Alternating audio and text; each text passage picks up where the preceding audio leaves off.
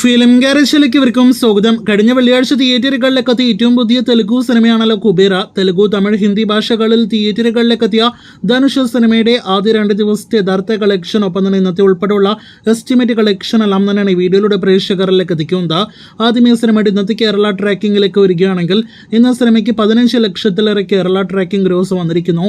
ആദ്യ 3 ദിവസങ്ങളിൽ ഏറ്റവും മികച്ച കളക്ഷൻ ഇന്ന് വരുമെന്ന് പ്രതീക്ഷിക്കുന്ന സിനിമയ്ക്ക് ഇന്നലെ വരെ 52 ലക്ഷത്തിന് മുകളിലാണ് കേരള ഗ്രോസ് എങ്കിൽ ഇന്നത്തോടെ 80 ലക്ഷത്തിന് മുകളിലേക്ക് സിനിമയുടെ കേരള ഗ്രോസ് എത്തപ്പെടുന്നതാണ്.